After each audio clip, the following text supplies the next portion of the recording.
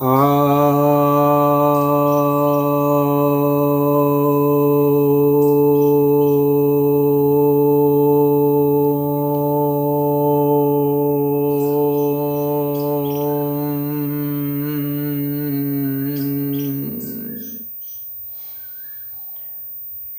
भक्तजनों को सप्रेम नमन।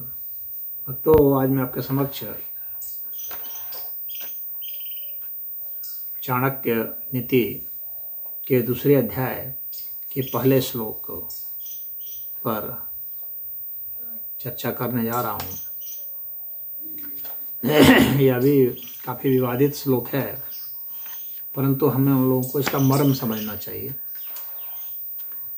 यहाँ स्त्रियों के विषय में चाणक्य कहते हैं, अनृतम साहसम माया मूर्खत्वम अतिलोभिता अस्वजत्वम निर्दयत्वम स्त्रीणाम दोषः स्वभावजः।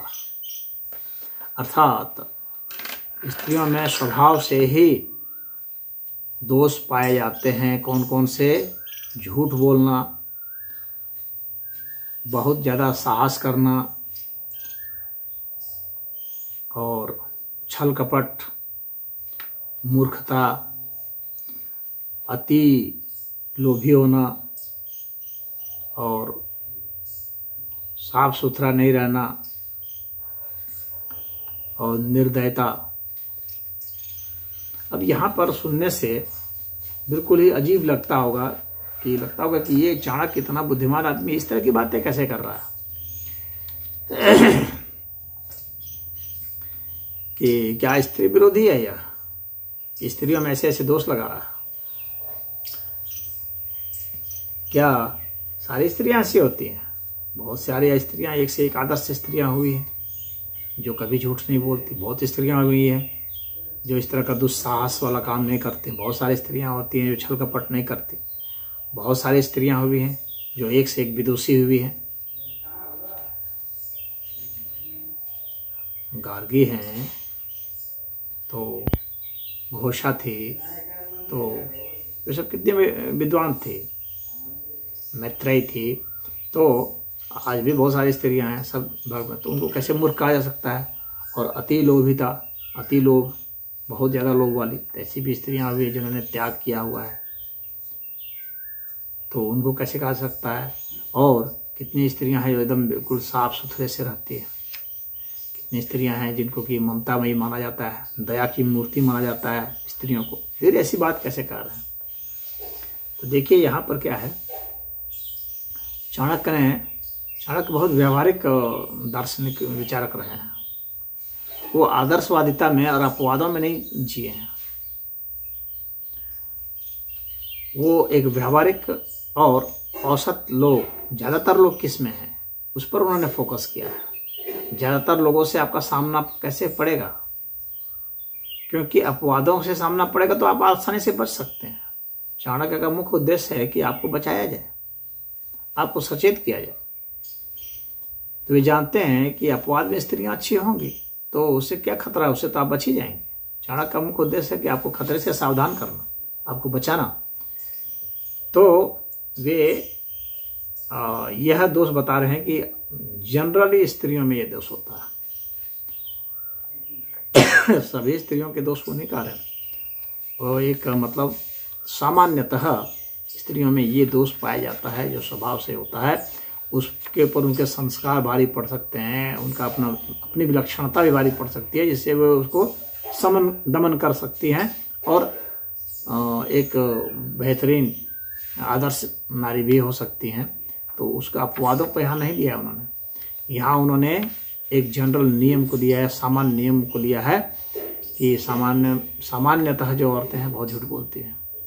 ये चाणक्य का अपना अनुभव है, अपने अनुभव को शेयर कर रहा है। सामान्यतः जो औरतें होती हैं बहुत साहसी होती हैं, एक से एक जो है वो पराक्रम कर जाएंगी। जो आप कोई सोचा नहीं होगा वैसा काम कर देंगी, कल्पना भी नहीं किए होंगे वो काम कर देगी। बाद में पता चलेगा अरे इसने तो ऐसा कर दिया। और छल कपट प्रपंच रचने में बहुत तेज होती है। उनकी सब इंद्रियां नाचती रहती हैं, चारों दिशाओं में घूमती रहती हैं। और इतना सब करने के बावजूद भी वो क्या है, बहुत बड़ी मूर्खता भी कर बैठती हैं उसी तरह से।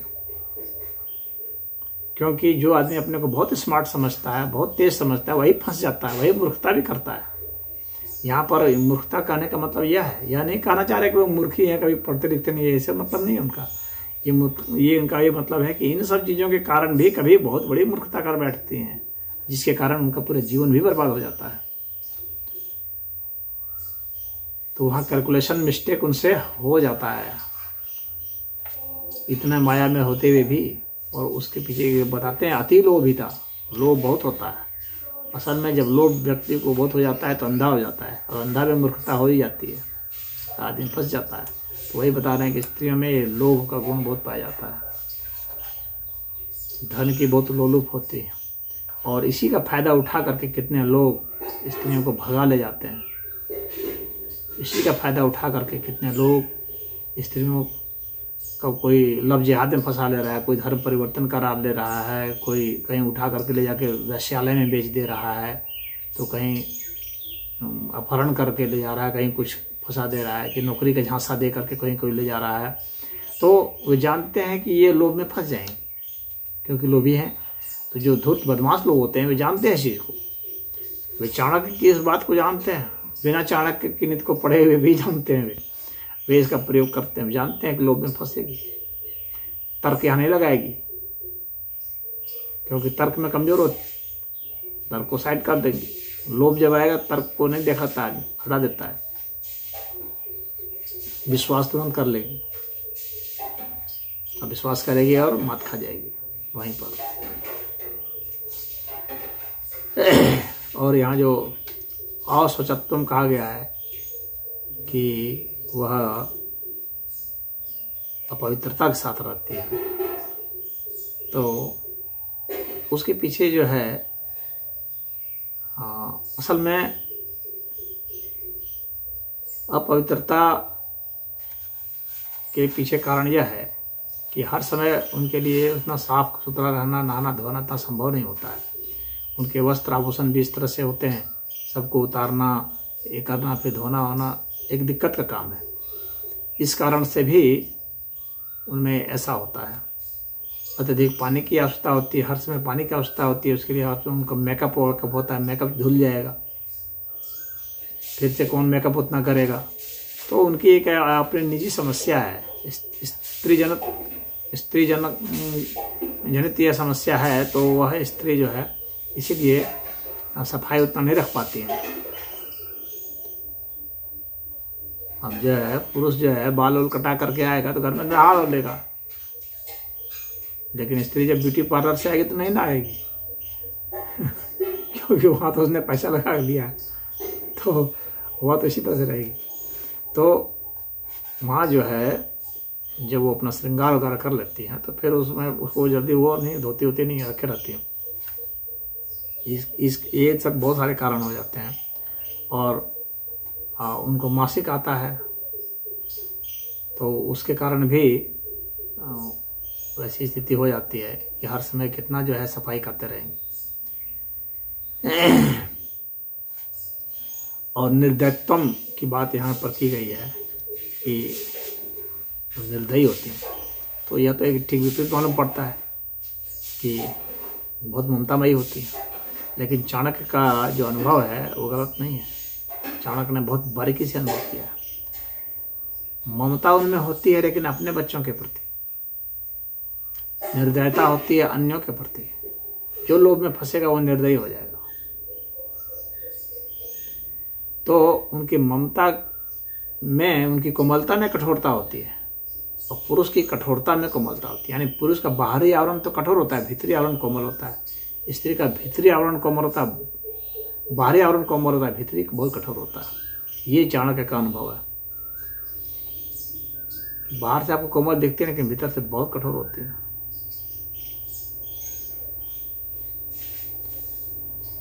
निर्दयी होती है। हाँ, अपने बच्चों के प्रति या अपनों के प्रति कोमल होती है। तो ये उनका अनुभव है, और वो इसलिए एक से एक काम कर सकती हैं। इसलिए स्त्रियों के लिए बहुत आसान है किसी को तुरंत जहर दे देना, किसी को आग लगा देना। इसलिए विष कन्याओं का बहुत ज़्यादा चाणक्य ने प्रयोग किया था।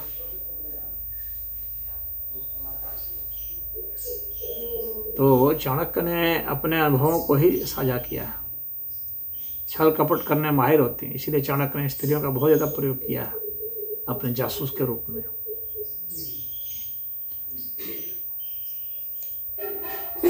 बहुतों को मरवाने में चाणक्य की भूमिका रही और राजा की सुरक्षा में चाणक्य स्त्रियों पर ज्यादा जोर देते हैं।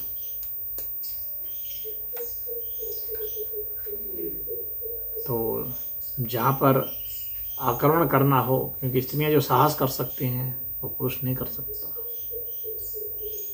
जो वो गेम खेल सकते हैं, जितने बारीकी से खेल सकते हैं वो पुरुष नहीं खेल सकता।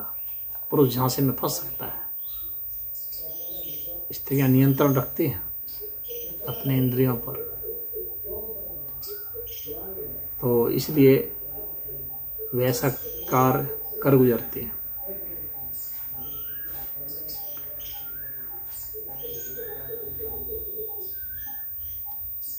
स्त्रियां सत्य को उतना महत्व नहीं देती हैं, इसलिए झूठ बोल देती हैं। पुरुष सत्य को महत्व देता है, स्त्रियां सुंदरता को महत्व देती है। पुरुष सौंदर्य को उतना महत्व नहीं देता है।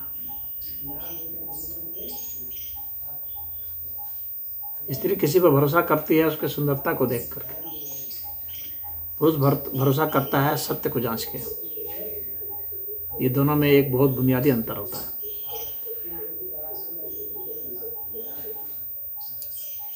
तो जो मनोवैज्ञानिक अंतर है लिंग भेद से, उसका चाणक्य ने बहुत अच्छा अध्ययन किया है। उसके हिसाब से ही उन्होंने इस बात को लिखा है यहाँ पर। इसलिए चाणक्य को बिल्कुल खारिज नहीं किया जा सकता है। किसी को कठोर लग सकता है सुनने में, लेकिन ये बहुत हद तक सच्चाई है। हाँ, इसके अपवाद बहुत ज़्यादा हैं, इसमें कोई दो राय नहीं है, लेकिन चाणक्य ने इसको जनरल स्त्रियों के लिए बताया है और सचेत रहने के लिए बताया है कि सचेत रहना चाहिए। और जो बुद्धिमान लोग हैं, अगर वे इस चीज़ को ध्यान में रखेंगे, हो सकता है कि वे धोखा कम से कम खाएं। हरिओम।